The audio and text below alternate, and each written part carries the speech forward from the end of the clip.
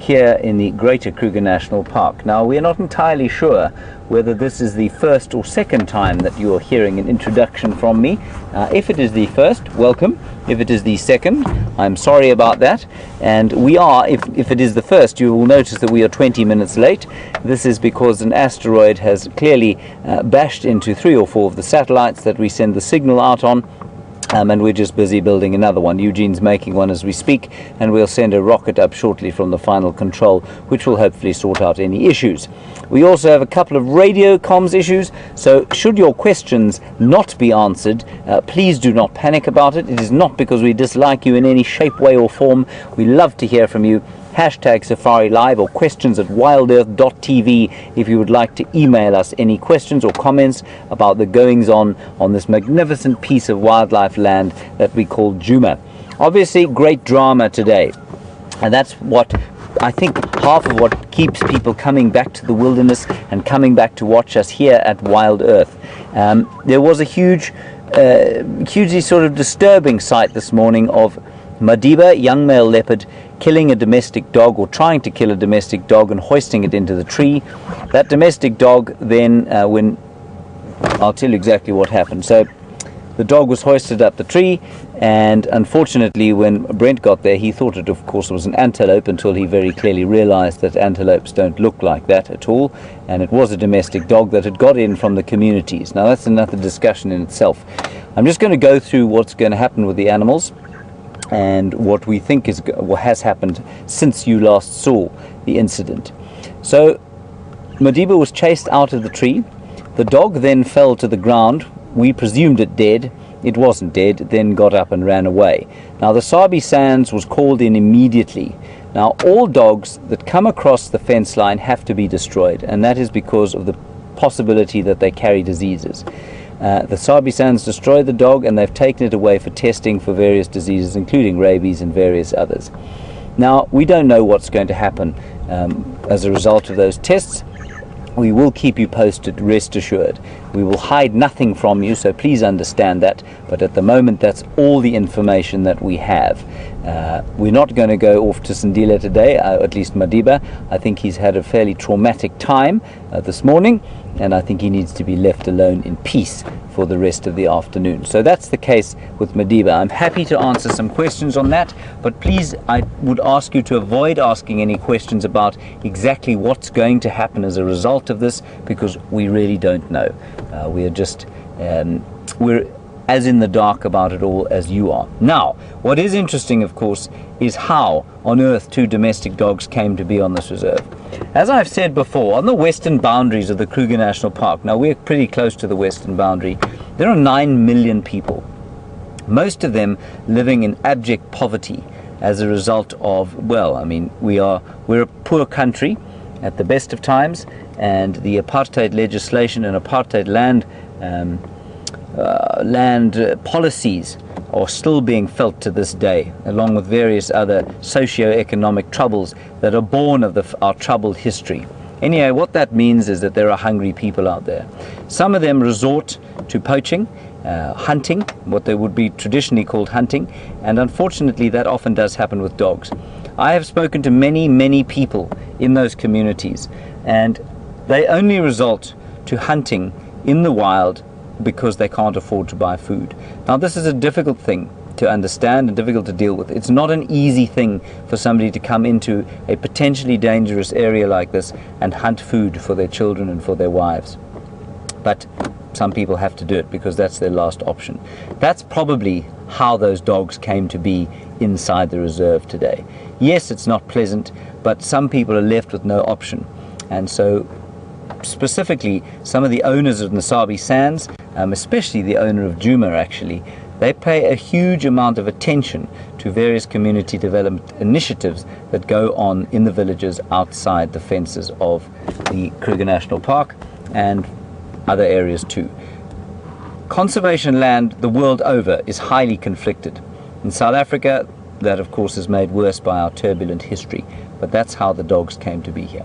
Anyway, on the positive side of it, of course, the conservation land that this is provides a massive number of jobs. The Sabi Sands itself provides for over 22,000 people as a result of the jobs from ecotourism alone. So that's an excellent way of looking at the positive contribution conservation makes, not only to the wildlife and the wilderness of this area, but of course to the people that live on the villages, with their cultures so rich in history and so vital to our country's heritage and our future. So that's all I have to say about that. If you wish to engage in any way on the topic of the socio-economic troubles, please feel free. Hashtag Safari Live, questions at WildEarthTV. You are on a live game drive. A slightly subdued start, mainly because we're late, and also because of the difficulties of the things that we saw today. And just a quick apology also to anybody who was offended by the sighting. We didn't know that Madiba had made a kill of a dog, but once we were there, you know, it's something that happens, and so we showed it to you. And if you were offended by that, we're very sorry. We certainly is not our intent to offend you. And if you would like to engage on any questions as to why, please feel free. Okay, on we go. Our plan this afternoon was to come to the waterholes and check if we could find some evidence of elephants. Now, I've been to 2 waterholes so far, and I have found no elephants. In fact, I find no sign of them either. So we're going to continue around here. We also, Scott and I, were trying to track a coalition of 5 male lions, the Birmingham boys, this morning.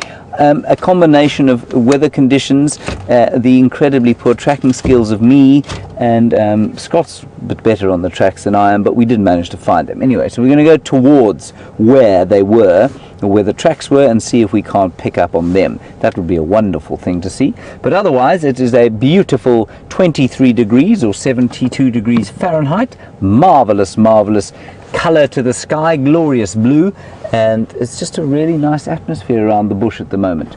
So that's the plan today. You're welcome to it. We love to have you along, and here we go. Just quickly, this sword-like implement that I'm holding in my hand is not in fact a pointing stick, but an aerial. And the handheld radio is what I will be using this afternoon to try and communicate with Nikki and Tara, who are in the final control. I am on Wendy with Brian, and in the other vehicle is supposed to be Scott and Jamie, but Jigger is having a little bit of a, what should we say, she's doing some shoe shopping, getting her shocks fixed up, and so she's not out just yet. Right, on we go. I also love to come past this tree over here because the weavers are supposed to be starting to build, but I haven't seen any new weavers, so I'm looking very much forward to seeing the first yellow weavers of the season. Magnificent day. I do love these deep blue days that follow after a cold front has gone through.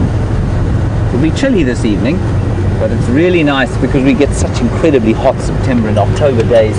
It's really nice to have some coof. I'm just going to quickly check whether I'm getting any, whether anyone can hear me in the final control.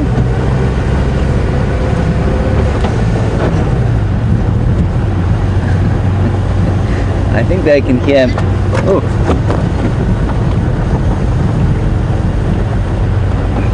That's me signaling them with my thumb.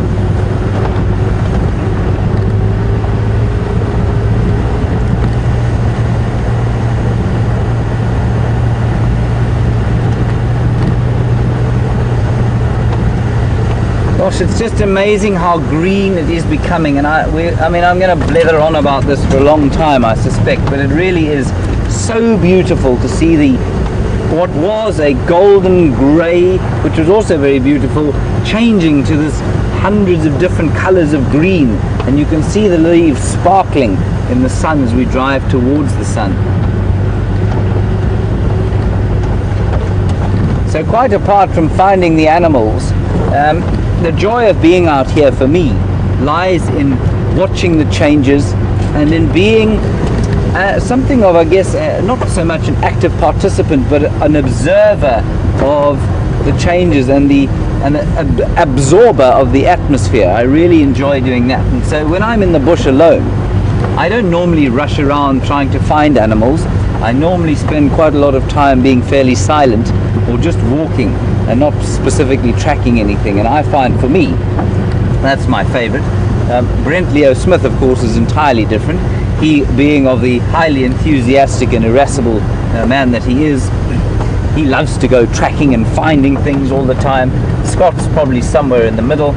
And Jamie, of course, is born of a school of great research. And so she takes a great interest in the small details of what goes on here. So it's quite a nice mix within the team of presenters.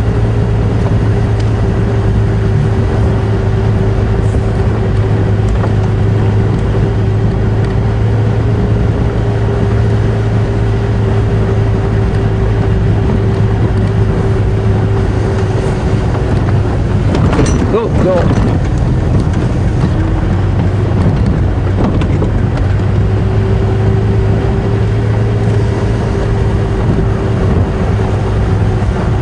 Oh dear, we may have lost her. Okay, our first question. That's a good thing. It means that it's the radios are working vaguely. Lisa, you want to know what happened to the Salati males? I don't know, Lisa. I think they went south. We're not entirely sure. We didn't go and check the southern boundary today because we were wound up with various other things, but nobody found them this morning. So we are sort of heading in the direction where we thought they went south across the property, across the boundary. So that will be the idea also, to see if we can't follow up on the tracks today of where they went. It seems to have been confirmed quite nicely that it was the Salatis, especially we had an excellent confirmation from another ranger who's seen them quite regularly, and that he said there was a whole lot, not a whole lot, he has got pictures of the Salati male missing one of his teeth, and so that definitely is a definitive marker of one of the Salati males, so that's who that is. And wonderful stuff that we had last night with those males, you know, marking territory. And we were wondering how on earth they thought they could possibly be marking territory given the activities of the Birmingham boys and the Matimbas in the area. And we came up with a theory that basically we've had the rain over the course of the last week. We had 30 millimeters. Now that would have washed clean any scent that there was of Matimba marking or Birmingham marking. And because of that, they arrived here probably. I don't know why they arrived here. Probably got here and thought, well, we'll have this place. It looks quite nice. Doesn't smell of lion anywhere. So I suspect they're marked. And that's what they were doing yesterday. And they were marking with their voices and, of course, with their urine as well. How long that will last, I don't know. I do know, however, that the Matimbas were found today on Singita, which is now, so they headed a long way south of where their comfort zone is, and now they're heading further to the west, and there were two Majingalan males in the similar vicinity. I think they're sleeping separately at the moment. No conflict as yet, but that should be an interesting one. I think that those two Matimbas, if confronted with two Majingalans, will put up a pretty good fight, but those Majingalan males apparently are pretty good at rallying together. There are 4 of them in total, and if 2 of them roar, the other 2 will come to their aid. Here we have some impala. That does not look gift horses in the mouth, Brian. Mm-hmm. Especially given the luck that the 2 of us have had in the last little while. So it's some lovely male impala, beautifully relaxed bachelor herd. And they're so relaxed, of course, because all the ladies are pregnant. Well, most of them. Now, what's interesting is that it's September. Well, that's not interesting in and of itself, of course. That's an inevitability every year. But what is interesting is that there is a second breeding season for impala, and very few people actually know about this. Some of the females will not have been impregnated during the rut in May.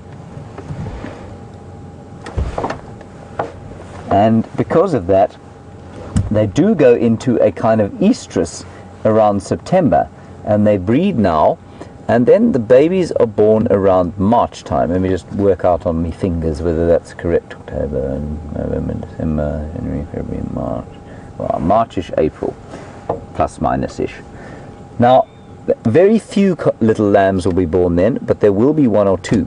And what's interesting is that I think this has given rise to the ridiculous legend that impala are able to hold their fetuses back in conditions that are adverse, when there's a drought or something like that.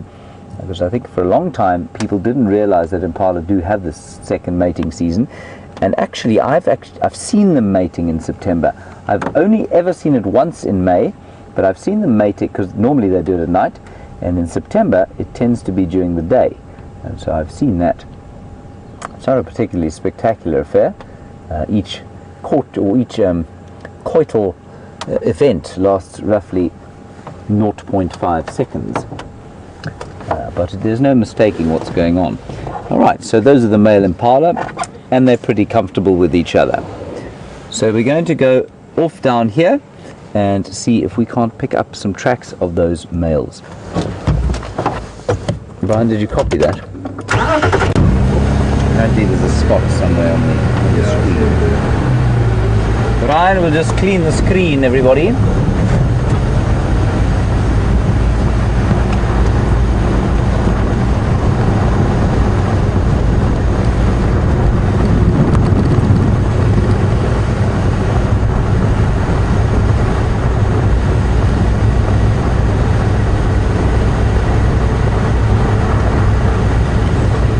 And then you saw us stopped at a waterhole there. Now, looking for elephants at a waterhole like that is perhaps not the cleverest idea, because it wasn't very clean.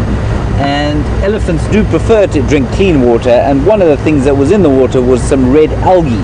And Penny, you've asked, was it algae? Indeed it was red algae of some sort. That's all I know about it, I'm afraid. I don't know how it came to be there, or anything else about its biology. Microbiology being something of a disinterest of mine when I was at university, but it is an algae of some sort, yeah. Now we'll just keep an eye out on the road, see if we can't spot any tracks.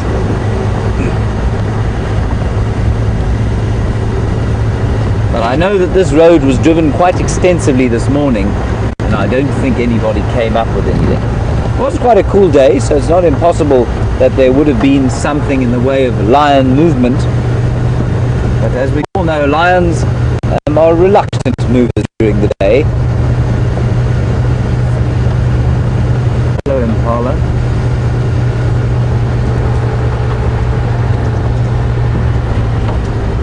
Ah, wonderfully peaceful afternoon this.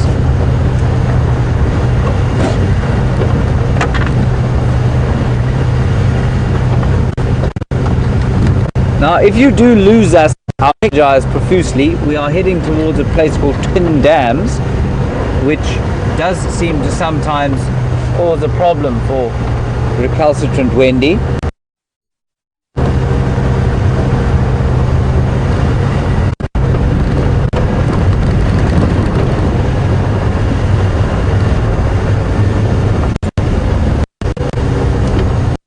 Two young, lots of impala out today. We'll just have another quick look at them because they are such magnificent antelope.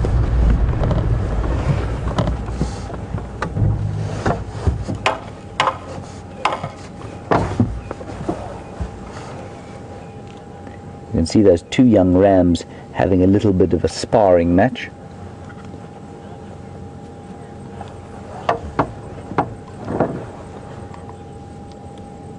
Okay, everybody, what I am going to have to do also is turn the game drive communications onto open comms, so you will be able to hear the rattling noise of people speaking on the game drive, so I apologize in advance for that. On to those impala.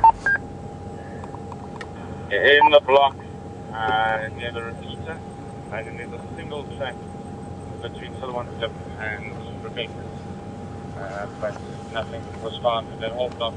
Beautiful impala, all males, and little bachelor herd. And there'll be a nursery herd somewhere around here. Just on the north side of.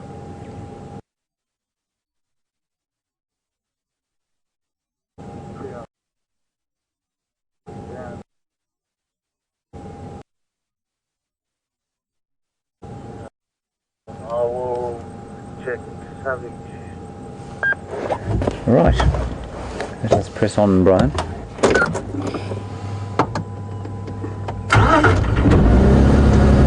Wendy purrs to life. It's a bonus.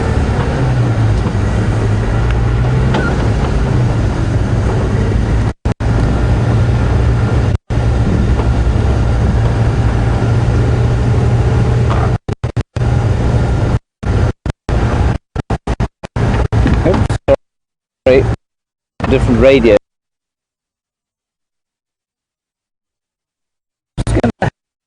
Radio today quickly now and just check that he didn't see any tracks of the Salaris. Be great.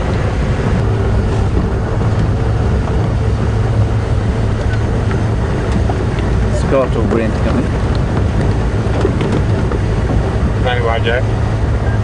Did you guys have any word on the radio today about tracks of those 2 miles going north today over Bubblezip?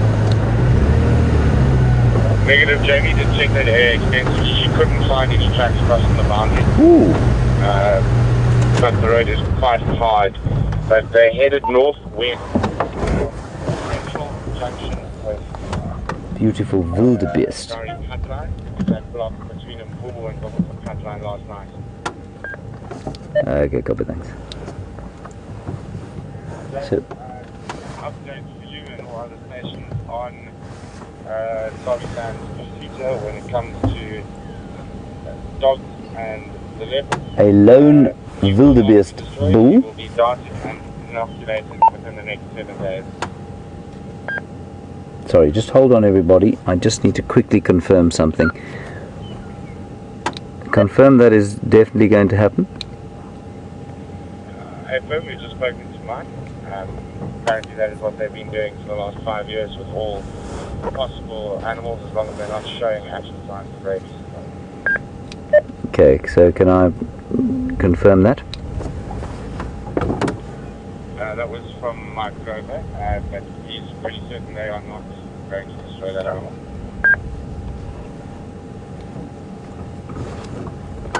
Right, so I was just getting an update from Brent there, everybody. Sounds like those 2 Salati males went north last night, though we didn't find any tracks going across, but as you may have heard, the road is particularly hard to the north of where we are. The other update from the Sabi Sands is that should there be any disease in that dog that Madiba caught, the good news is that Madiba will then be darted and inoculated, so there will be no need to destroy him, which is a great blessing. We've just had that update now, so we were a little bit worried about that, and I've no doubt that there were lots of you worried there as to what might happen should the dog be found to be rabid. But regardless of that, the leopard will be darted and inoculated if there is some sort of disease threat. So that is excellent news. We can all breathe a heavy sigh of relief. I know I'm going to. Excellent news. Right, let's move on with this lovely wildebeest bull. He is a he's a wildebeest bull, of course, obvious by when he wags his tail, and alone, of course, because he doesn't have any lady friends. And the reason he doesn't have any lady friends, of course, is because this is not ideal habitat for a wildebeest at all. It's quite thick. This bull does seem to live around here, and he seems to live a celibate life, and I'm not sure quite why he's chosen this as his territory. All wildebeest bulls have got to have a bit of clearing, so he's got a bit of clearing. He's got a bit of water quite nearby. Twin Dams isn't far away. And he's also got a couple of rubbing posts in the form of trees, which is essential. The one thing he doesn't have, of course, is any wives, and that's not going to be very good for the wildebeest population of this particular area. But he does seem to like this area on his own. Perhaps he's just a loner. He's rather a magnificent fellow, and you'll often find him near or near-about some impala, because they're using them, of course, or he is using them for their eyes, their ears, and their sharp noses, so that he too may benefit from their amazingly vigilant ways. Right, on we go. Just spike myself in the eye with this sword-like aerial.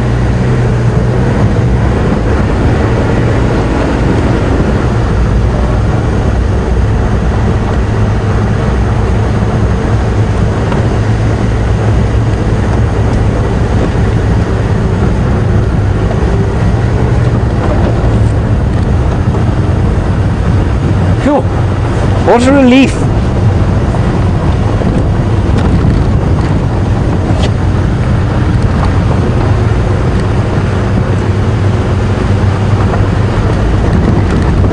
us hope there are no further incidents of domestic dog incursion.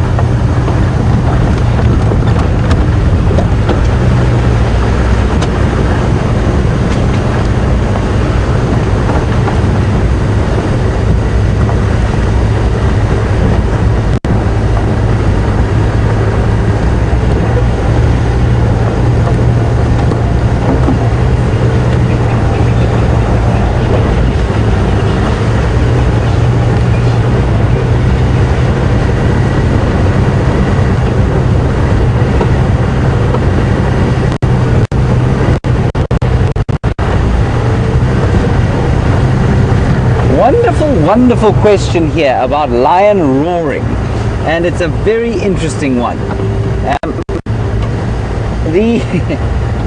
Sorry, I'm just fighting with this aerial here. The slight that I made mention. Sorry, I'm distracted by the number of wires hanging from the person. I made mention earlier of the fact that lions will come to their aid, or coalition males, especially in the Manunga lion, will to each other's aid if they get into trouble. And I think it's Joyce is who's asking the question: is will they, or how do they do that? Do they hear the different sounds, and do they make individual roars? Joyce, they absolutely make individual roars. And I was just saying, as we were listening to those lions roaring last night from the fire, I turned to Brent and I said, can you hear? They sound different from the others. And they do. They absolutely sound very different from the Matimbas, who in turn sound very different from the Birminghams. And individually, they can certainly hear each other's different tones. And even we can pick that up. And if you're experienced enough, you can pick up the difference between a male and a female call, which is also very interesting. So Joyce, yes, their voices are very different. So for me, those two Salati males that were calling yesterday tended to have, both of them seemed to have much more gravelly voices than the Birminghams. It might be an age thing as well, but they've definitely got more gravelly, more kind of sawing sound. There was a smoothness to the roaring that I heard around the Birmingham boys. And then the noise of the Matimba male that I had roaring right next to the car just seemed to be a lot deeper, had a lot more kind of bassy tones to it. Absolutely, they sound different. And if you were to hear them, three different lions from three different coalitions calling in the same place next to you, you'd be able to hear the difference immediately like that. And also, if you heard female and male standing next to each other, you'd be able to hear the difference. Great question.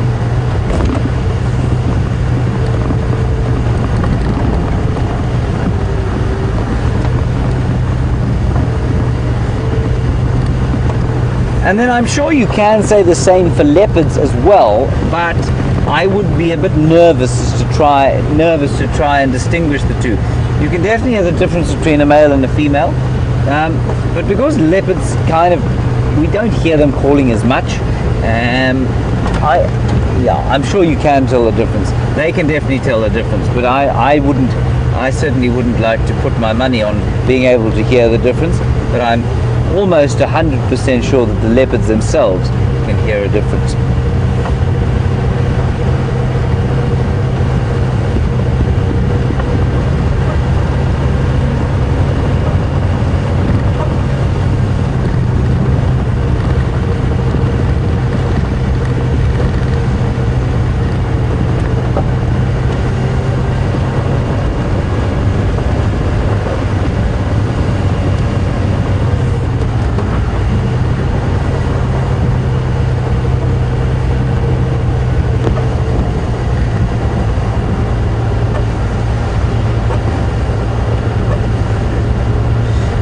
And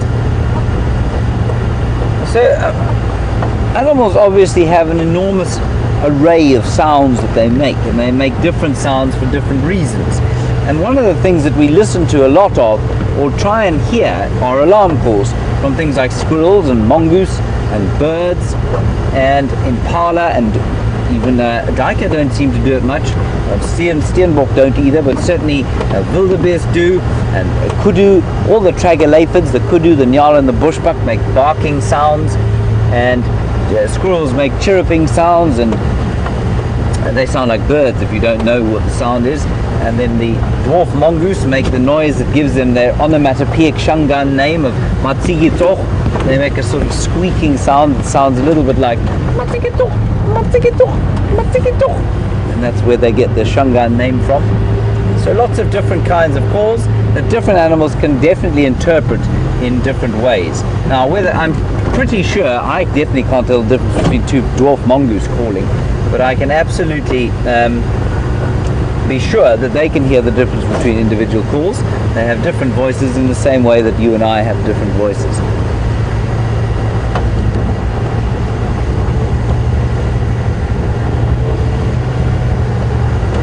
And then, of course, you get the other end of the scale, where you've got things that make different alarm calls for different animals.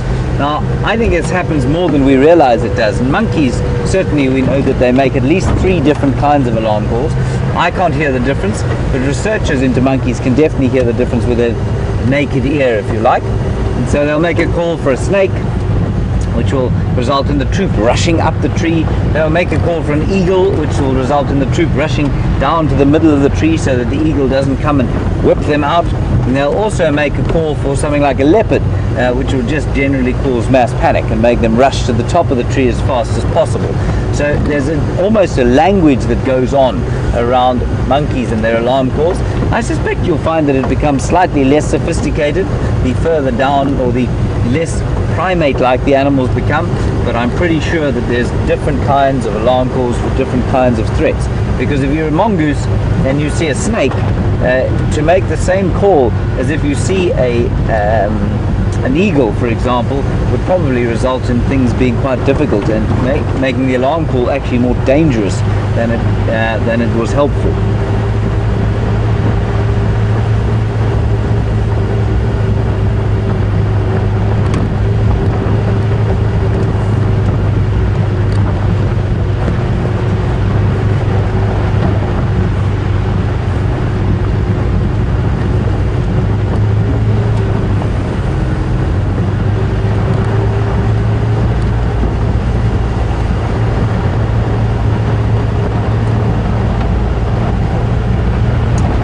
Alrighty, so a question from Ashley, and I am going to demonstrate this to you, Ashley, rather than blether away.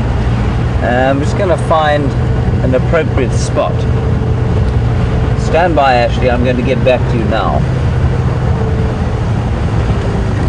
Try not to be run off the road, of course. Hello? Fancy meeting you, Archer. Yes, it's astonishing, isn't it? Where you going? I thought you were checking up for those two salons. Well, I checked the south there, but then I didn't realise that they'd gone north. Yes. The tracks crossing. We didn't find any. No. Hello, everybody. Hello. Yeah. I don't know if Tex got anything this morning. No, I don't think he did. Yeah. Marvellous. So Marvellous. Chasing Have a good tails, drive. chasing tails. Chasing tails. That was Craig, everyone. So, where was I? Oh yes, Ashley, Derby. I've never been to Derby, Ashley, but I will be in the United Kingdom next week, actually. Right, we're going to jump out here and we're going to do a little experiment. Ryan, stand by. I'm leaving the vehicle, exiting, but I shall return shortly.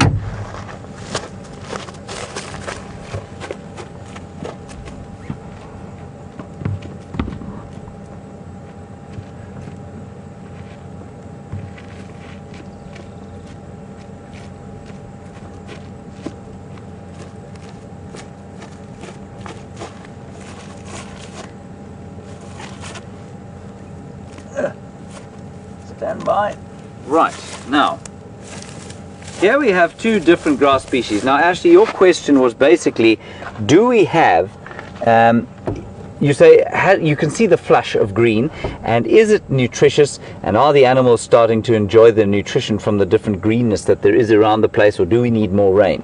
Ashley, absolutely, they are already starting to derive huge nutrition.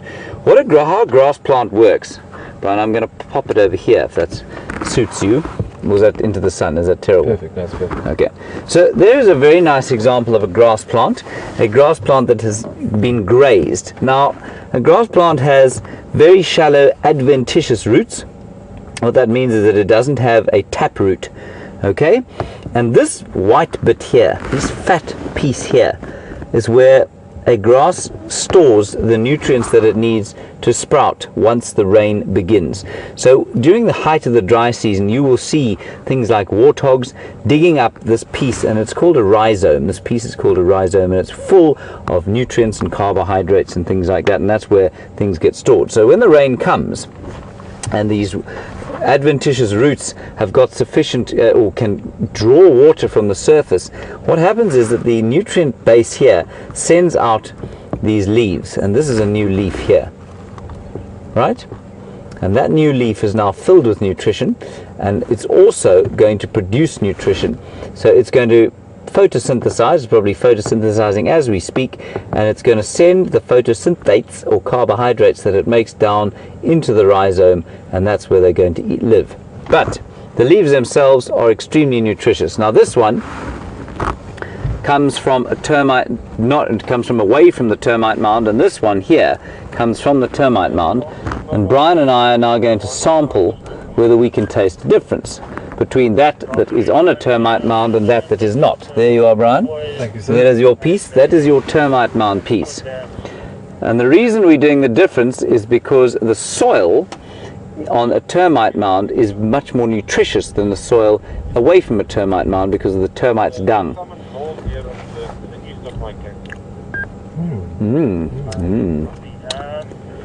That's the termite mound grass. It has already been grazed, so Ashley, you can see that it's already being eaten. Right, Brian, there's the non-termite mound grass. Thank you. See if you can taste the difference.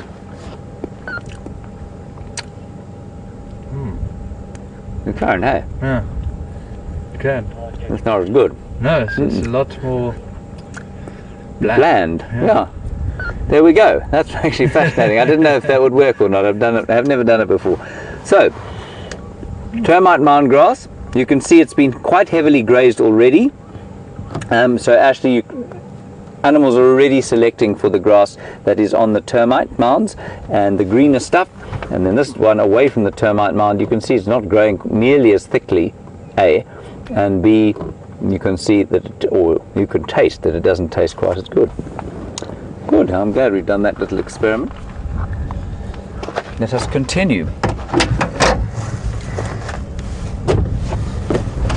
And the reason we did this test, of course, was because a little while back we saw some zebras that climbed up onto the top of a termite mound. And I mean, they were way up on top, and I mean, they're not climbing animals, zebras, they're not designed to climb, but they'd made the effort to get right up on top there because that grass tastes so much better because of the nutrition.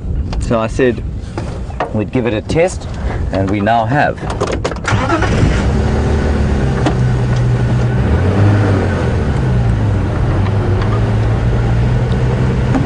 Righty-ho.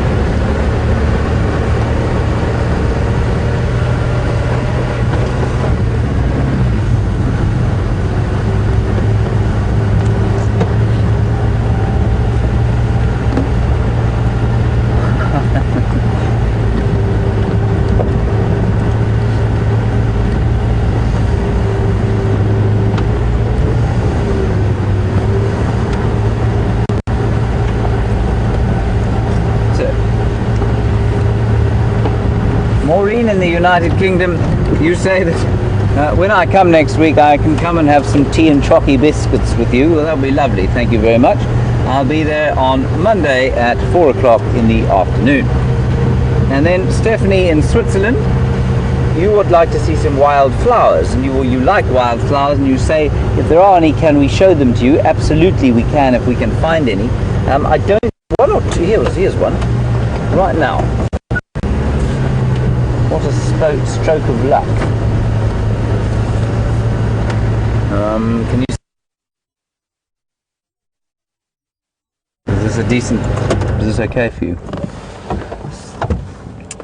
So that, everybody, or Stephanie specifically, is called a squill. Let me point at it with this rapier-like. There we go. Oh no, I can't do There it. we go. Almost. There we go. No, I had it. No. I'm going to get out.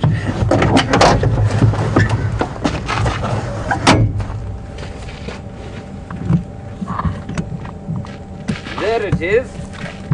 And this is called a squill. Now, we get various different kinds of squills, S-Q-U-I-L-L, and I don't know which kind this is. I can tell you, however, that Scott Dyson harvested one the other day, well, with my help, and it's got a little bulb underneath it. He then went and planted it, of course, and it's growing very happily outside his shower. I don't know what that says about his shower, but it is growing very happily there, and it's closely related to something called a tall white squill, which is a much taller one, and they'll come a bit later in the season. But there's a bulb underneath there, and some very pretty little white flowers, which you can probably see just glowing a little bit in the sun. I'm not going to pull it out of the ground for you, Stephanie, which I'm sure you will appreciate. So that's the only kind of proper wildflower that I've seen, or herbaceous wildflower. There are quite a few flowers in the trees at the moment. So a couple in the combretums, I know they're flowering. Some of the knobthorns have started to flower. I thought they'd flower a lot more early than they have. But if we do see some, Stephanie, I will be sure to show them to you.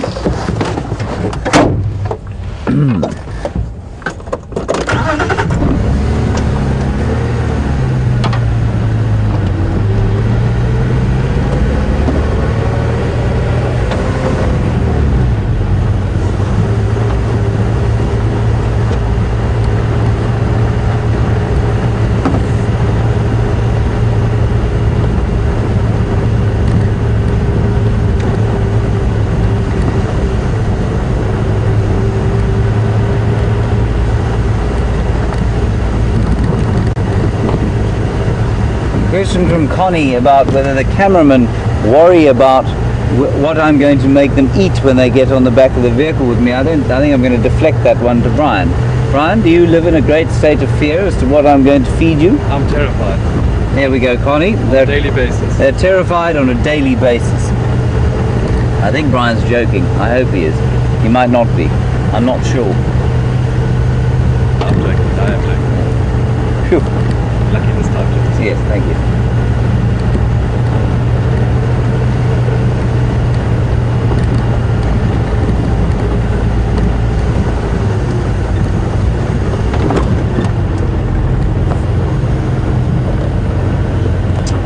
Hoping desperately for some lion tracks.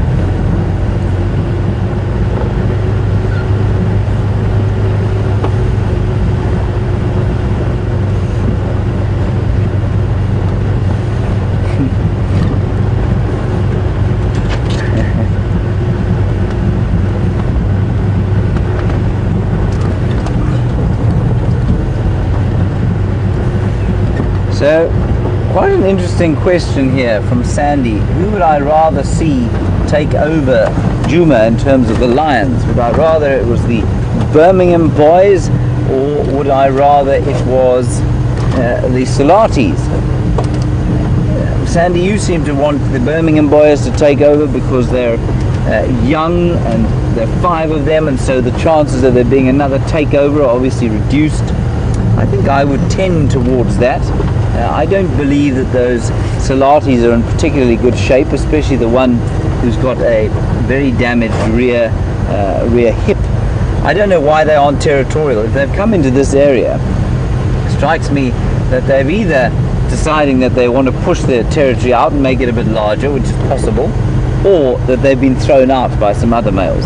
So I'm not sure that I'd want them to take over, but why don't you send us your comments on who you would like to take over, the Salatis or the Birmingham boys, hashtag Safari Live, questions at WildEarthTV, and we'll get some consensus. And then of course we'll send a memo out to the Lions and tell them that our viewers would rather, one of them disappear and the other take over. Certainly the Birmingham boys, apart from their seemingly insatiable need to kill lionesses, they would logically offer the more long-term, better long-term prospects for this area.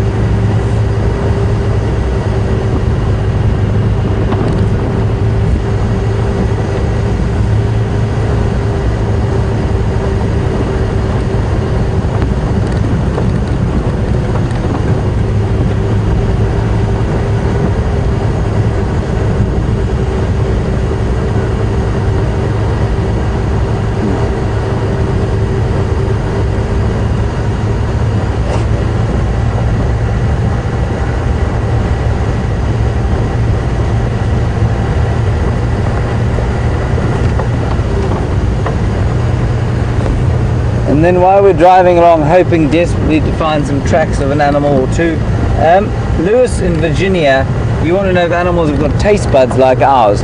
I don't think they're exactly like ours. Certainly they can taste though.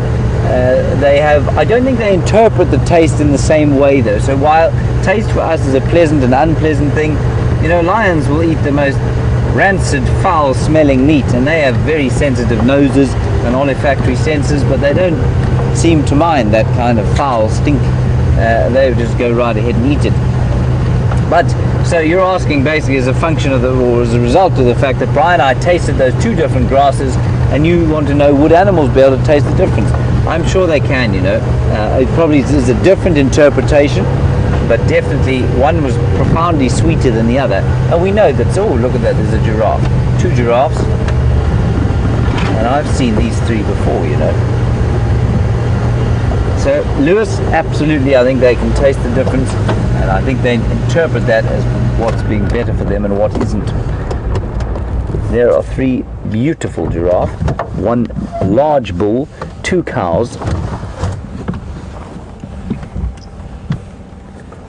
What a lovely, peaceful sighting this is.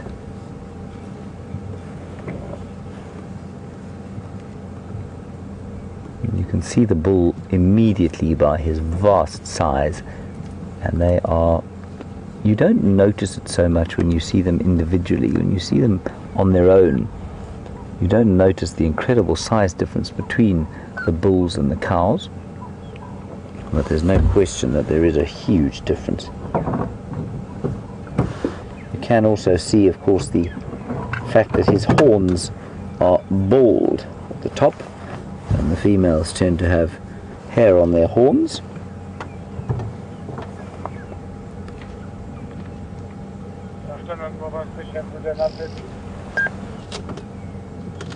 Afternoon 6, Yari, small something Yari at Twin Dams.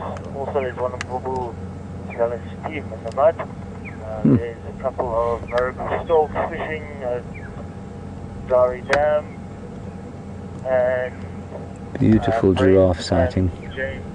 And there's the most wonderful atmosphere here, and that's because the air is so clear after that cold front, and that's why the colours are just so much sharper relief than they might be normally.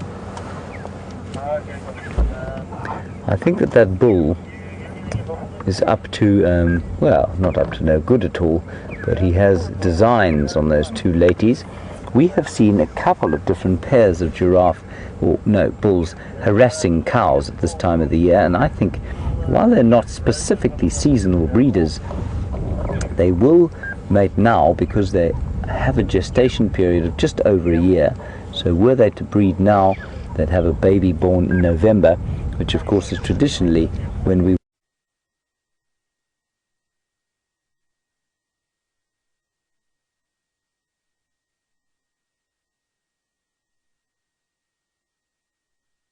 would have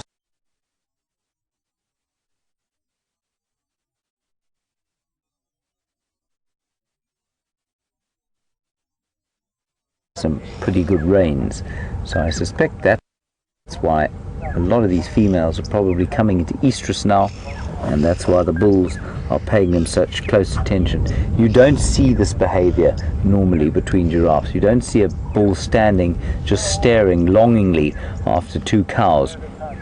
Normally they keep themselves fairly separate, but this bull can whiff something on the air, and that will be a pheromone that the females are producing, telling him that they're either near to or are in already estrus.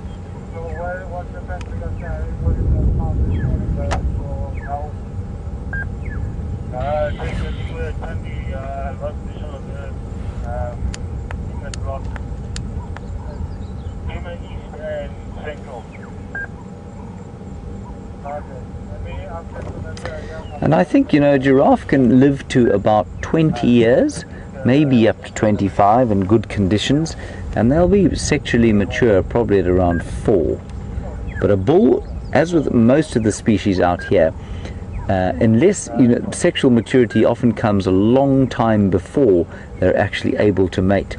So I suspect a bull that's 4 years old, while physically capable, will have to fight off the attentions of much bigger, stronger bulls in order to get a mating opportunity. But it's not impossible that from 4 they could mate, but I think you'll find it's probably not before they're 6, 7 or 8 even. That is conjecture. I'm not sure I'm for 100% certain.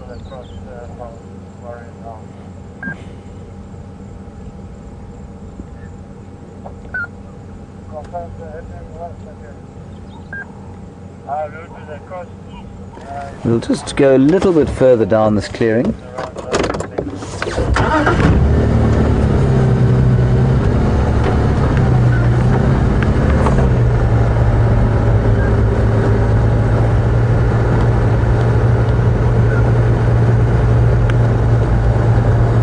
Just have a last look at him.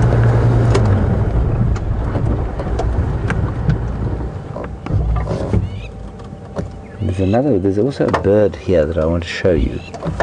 I think probably some of the ornithologists or ornithologically minded will enjoy.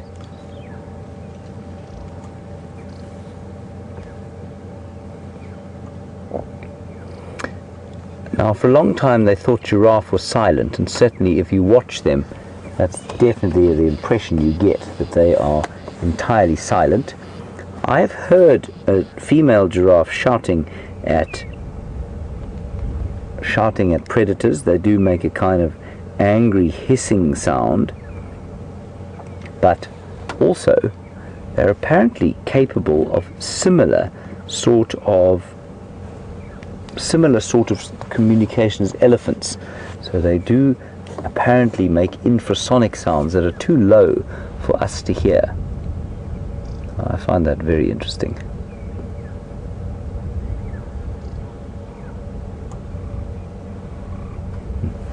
Alright, Brian, let's just nip forward and see if this bird is still here. I saw him here today, and I know somebody else has pointed him out before, but it would be nice to just see him again. He's called a Senegal lapwing.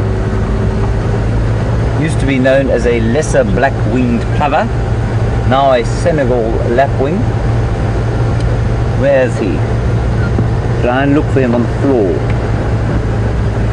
so that I may point at him with my long pointer. His call is peep peep, peep peep, peep peep, peep peep. No, it's not here today, of course. Why would he be? Seen him every day. I haven't been live, but not today. Beastly little bird.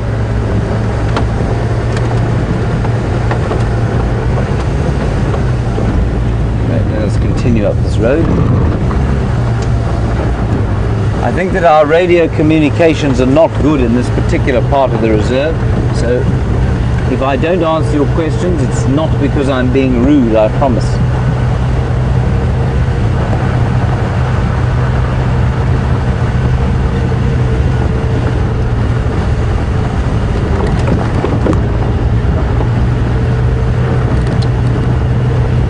And of course, I mean, we say new name and old name with birds quite a lot, and many of the birds don't have the same names as they did when I started learning about them.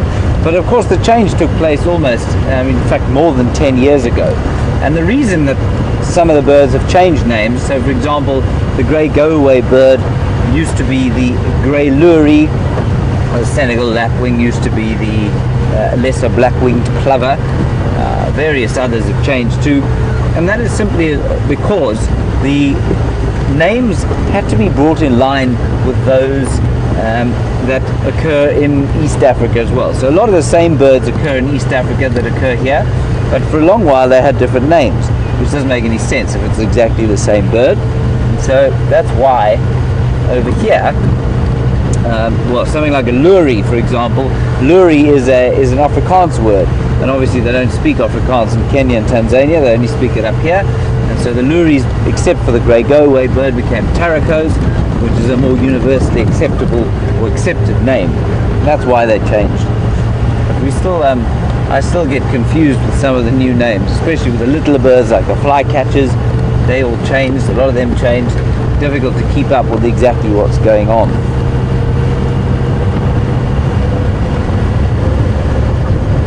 No sign of those lions yet, but we have got Brent and Scott on foot trying to find them. Not Scott, Brent and Jean-Dre, I think, are on foot around this area, seeing if they can't find where those lions went.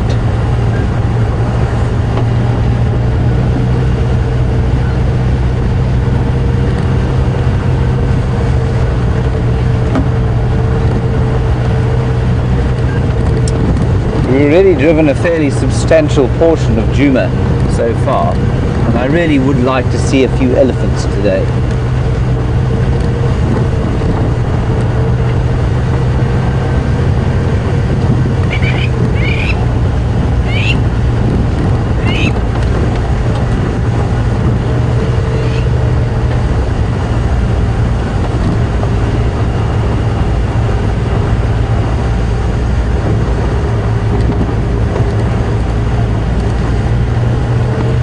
So,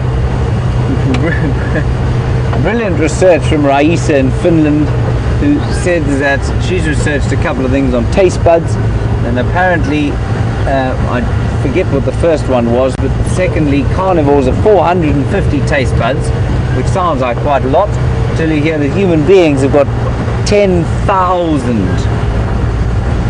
10,000 we have, and apparently bovines, I can't get the bovine one.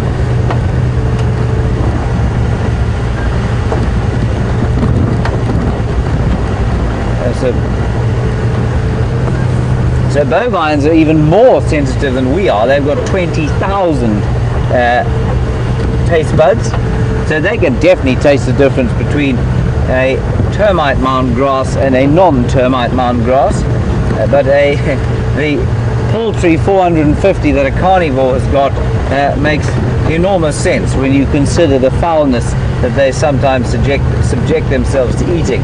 I remember the first time I saw a dog eating its own dung, and I thought to myself, gosh, I don't think that thing can taste like I can taste. And obviously hyenas and lions and all sorts of other animals have to eat rotting and rotten flesh. So obviously the 450 taste buds that they have doesn't make them balk at the sign or the thought of eating rotting flesh.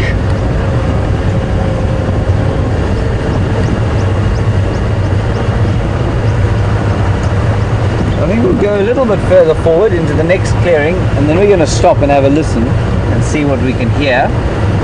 Always a good idea to stop and listen.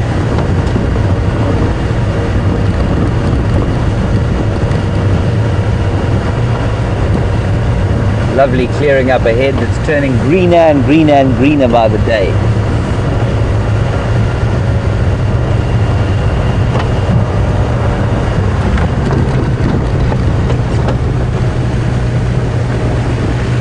Hai, Shifam Manjan. Shifam Manjan. Mita kumainwe. Kumbeshana ya jabzana huti.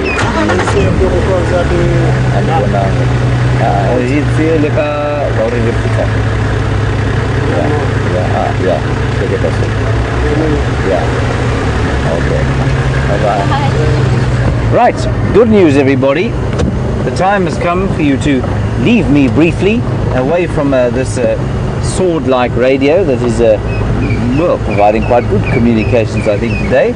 Jigger is up and running, and my almost namesake Jamie is with her, and I will see you a little bit later.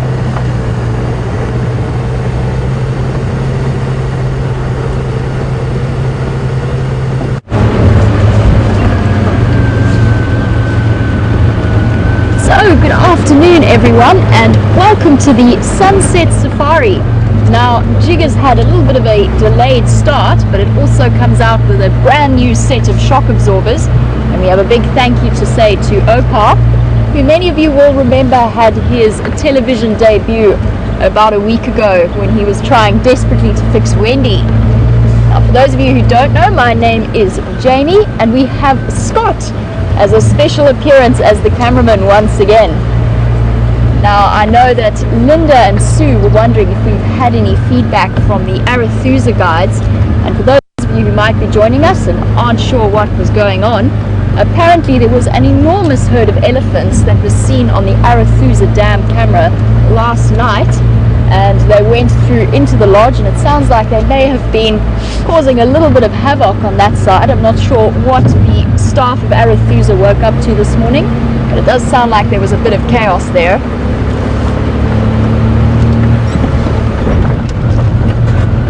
Now, just in terms of my plans for this afternoon, to let you know, it's my personal decision, but I know that many of the other guides and presenters agree. We will not be following up on Rediba. We don't want to go and disturb him in any way.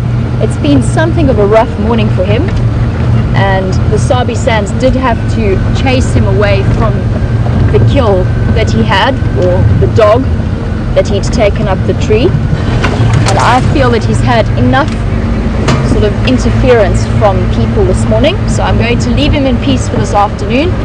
We can always follow up with him tomorrow when he's had time to recover from his ordeal.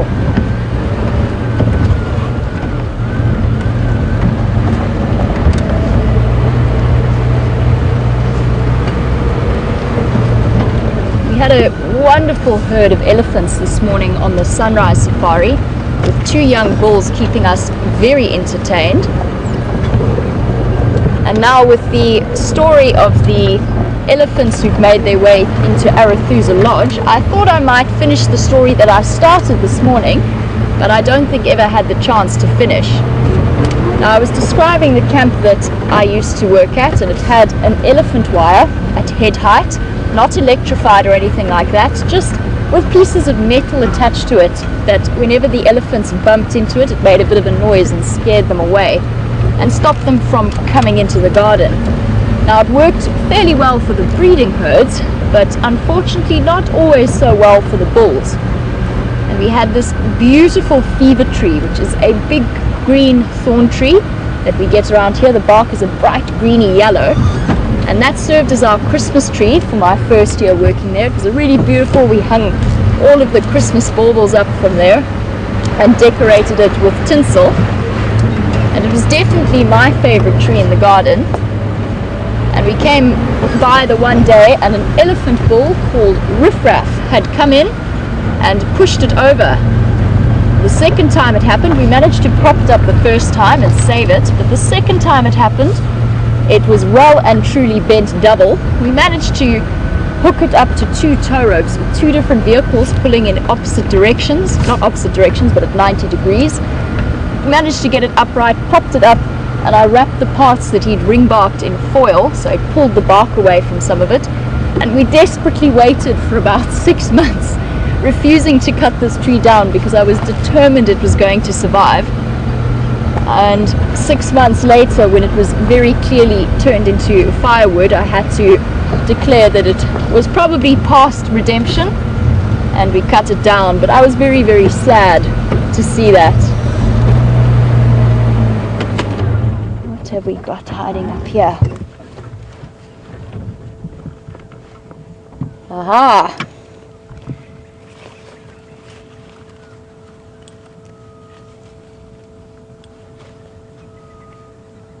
Now this, I believe, was Brent's mystery bird from this morning, where originally he wanted to do a bit of a guessing quiz as to what it might be, but unfortunately I didn't realize that was his plan, and I gave the game away.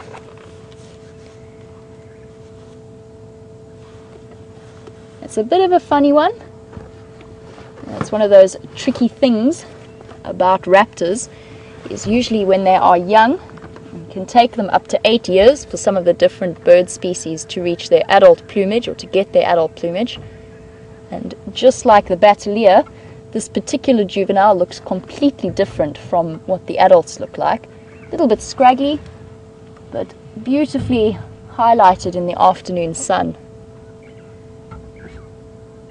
And I'm not going to leave you guessing, because I believe that some of you will have been watching the sunrise safari, but for those of you who weren't, this is a juvenile fish eagle. We're right next to the Djuma Dam, Some of you might be able to see us on the dam camera, but just at the back. I'm just going to find a nice picture for you. We very often hear the breeding pair that lives around here, and they've had a field day over the last 2 or so months as the dam has got smaller and smaller and the catfish have become easier and easier to catch. We've seen a lot of them flying past with big barbel in their claws. This is the first time I've seen this juvenile. Scott, I don't know, have you seen him before? I've seen one at Treehouse Dam. Okay, about maybe 2 weeks ago. Maybe he's coming through from that side. We very often hear them calling from our camp at Ingers.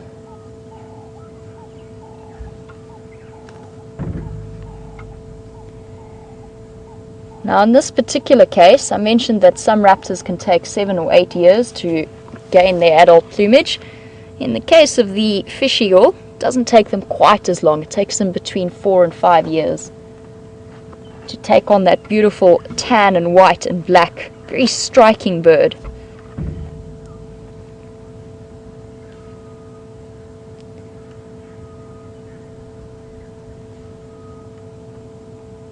And while I'm sitting nice and quietly, you can also hear the sort of ghostly whistle of a grey-headed bushshrike.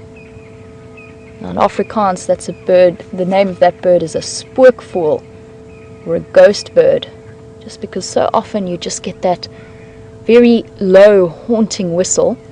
You hardly ever see them. They're quite shy. They tuck themselves away in the thick vegetation around drainage lines. Obviously now.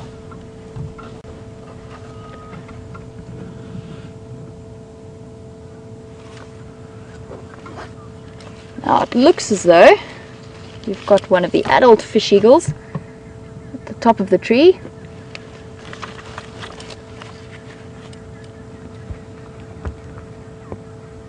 Surveying the dam. It's often to my right.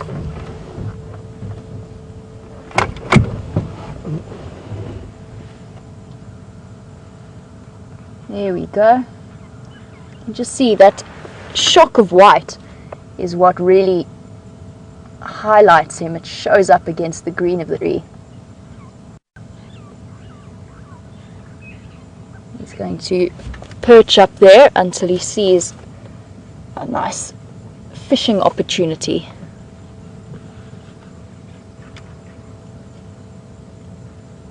And it's extraordinary to see the strength and dexterity these birds display when they do fly down and catch the fish that are in these dams. Now, I've watched them fly off with one, and sometimes they have the most enormous catfish, and you have to marvel at their strength to actually lift it up and fly with it, especially when it's still flapping around. And then they go and they find a perch, and they grip onto the perch with, or the branch that they're sitting on, with one foot, and then grip the fish with the other. Sometimes a little bit unstable and wobbling around a little bit. Now I can't see them from the vantage point that I'm at, but I believe there are some marabou stalks hanging around the Djuma Dam. I'm going to head around and have a look at them now in just a few moments. But I wonder if this fish eagle feels a little bit put out by their unusual presence here. They are very big, very powerful birds. And although they are carrion eaters, they can also fish with those long stabbing beaks. Now, I've got some pictures to show you just to give you a clearer indication of the comparison between the juvenile and then the sub-adult fish eagle, which I think we're kind of looking at the variant between, or the sort of in-between part between juvenile and sub-adult, and then the adult fish eagle. Just have a look here. I'm actually going to duck my head out of the... And there we go, we've got the adult here. You can see the white plumage. That's what we're seeing that shows up so clearly in the tree. And then just to the right of that is the sub-adult coloring, which is pretty much the bird that we're looking at that we started looking at in front of us, and then the sort of rather tatty, scruffy juvenile.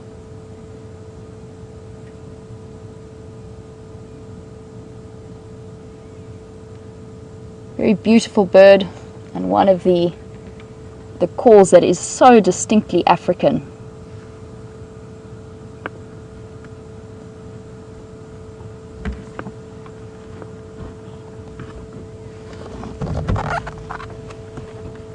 Beautiful.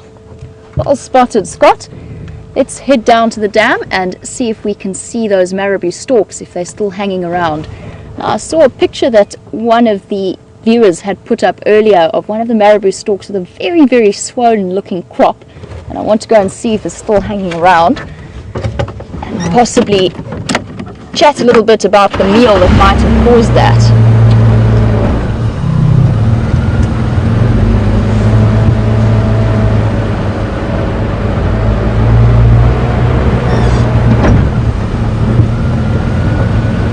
Just to keep you all updated on the movements of those two males who made their way into Djuma yesterday and Scott was with last night as they moved through and were calling, and that we suspect are the Salati males.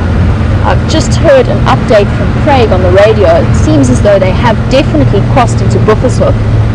I don't think they have been found yet, but I know that the guides are following up on across the Buffelshoek cut line to the north.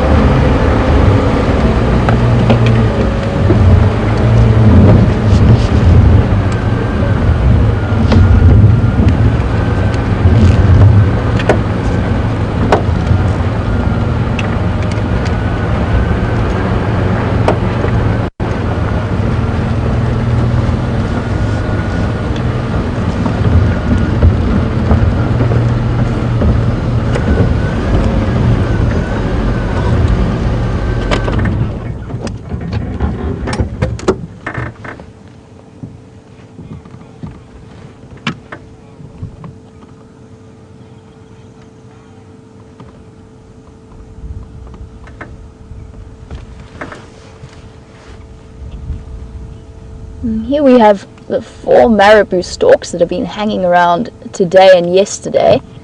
And Shah, you picked up on the fact that one of them has a very swollen crop. It almost looks as though there's a fish there. And apparently that was the case yesterday as well. I'm just looking, I'm assuming it is the one with its back turned, because I still haven't, the other 3 seem to have fairly normal sized crops. There we go.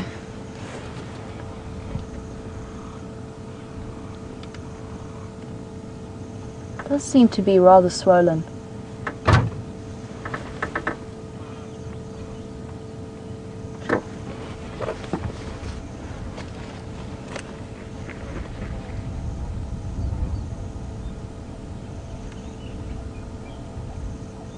I'm not too sure, Scott. I've never seen one with a crop that's swollen, have you? My filing cabinet with all this information is closed, Jamie. Got it. But there's something about it. I'm not sure if it's maybe to do with breeding or some kind of a display. I mean, usually it would be for food. Yeah, I would. But that looks like it's filled with liquid. It does look like it's filled with liquid. There's no, we've got it almost perfectly backlit at times. And you can actually see the light glowing through it, and there doesn't seem to be anything solid in there. It is, of course, very hard to tell. Now, obviously, typically a crop for a bird, they can store big meals. And I am wondering what it is. Maybe you guys have some idea that Scott and myself haven't thought of. And if you do know anything about this swollen crop on the marabou stork, you can let us know on #SafariLive on Twitter, or you can email through to questions@WildEarthTV. Very, very interesting. I'm just going to have a look in my book quickly and see if I can pick up anything in there.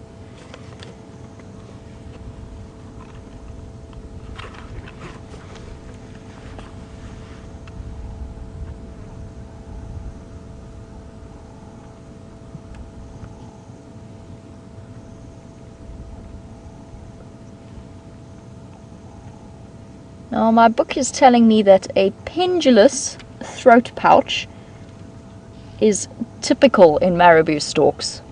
So it is just part of the way, it's probably a fully grown adult. It's just part of the way that he's structured. Could be an adult breeding male. And that would be my guess. None of the others have it, but it might be because they are a little bit younger and a little bit more immature.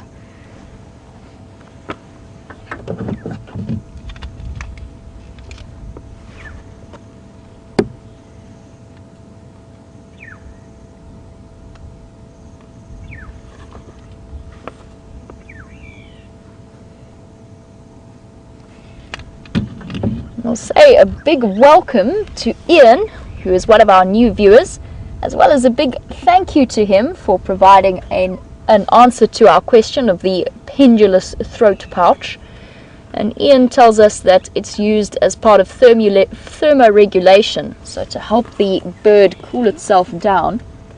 And that makes total sense to me because it increases surface area, and the skin is probably quite thin and filled with capillaries, similar to the way that elephants might use their ears.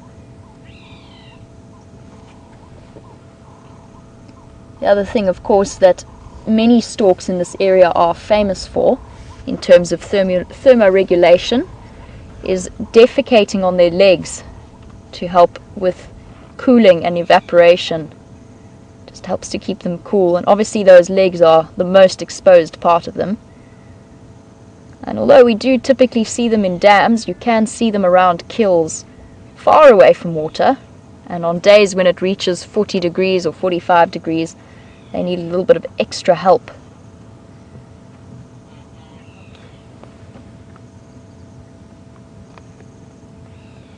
They do have their own special kind of grace in quite an ugly way. I wouldn't say they're the most attractive of birds.